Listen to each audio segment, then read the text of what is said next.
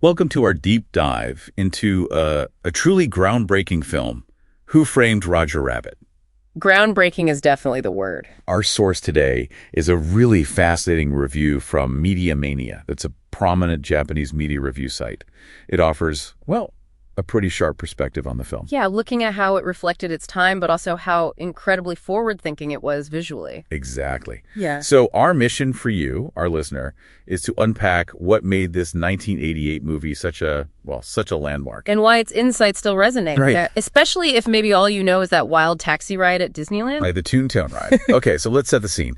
This film, it drops us into this alternate 1947 Los Angeles. Yeah. Humans and toons coexisting. How does that setup work? It's pretty brilliant, actually. It creates this world where these animated characters, the toons, they're a real part of society.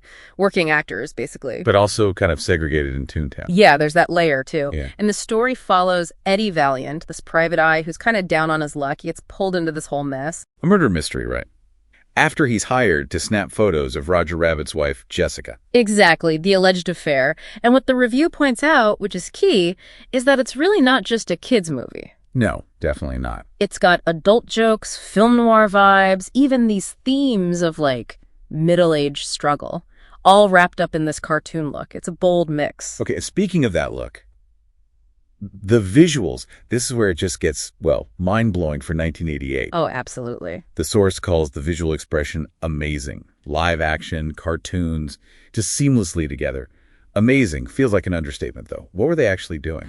Well, the real genius wasn't just putting them on screen together, it was making them interact. Believably. Right, the shadows, the way they hold objects. Precisely. Think about it. Animators painstakingly drawing over live-action footage frame by frame, rotoscope work, then layering those hand-drawn characters in, making sure the light, the shadows, even reflections matched perfectly. All before modern digital compositing really took hold.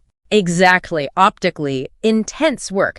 And you have to give credit to Bob Hoskins as Eddie. Oh yeah, it's performance. Acting against, nothing a lot of the time. Yeah. Or maybe a prop on a wire.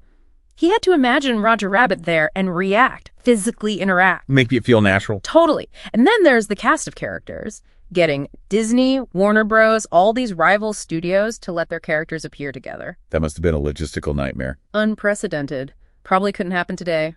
Not like that.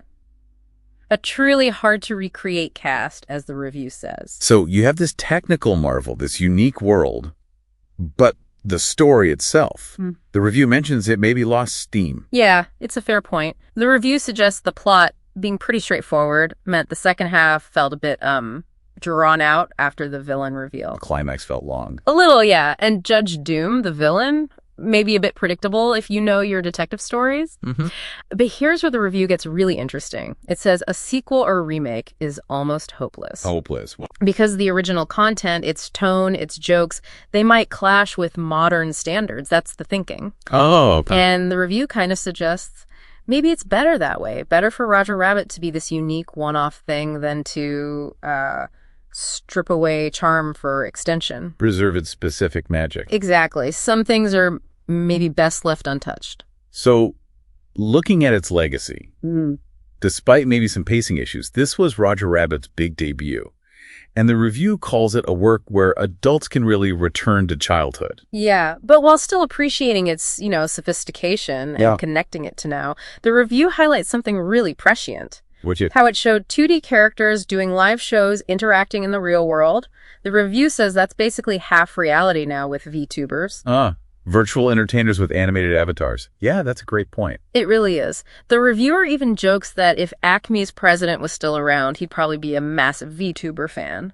That's funny. It really did kind of foresee this blurring of lines, didn't it? Between animation and live action, virtual and real. Long before the internet made it so commonplace, it was ahead of its time in that sense. So this deep dive, it really underlines how Who Framed Roger Rabbit was this incredible, almost prophetic mix of looking back at film noir and somehow looking forward to our digital present. Absolutely.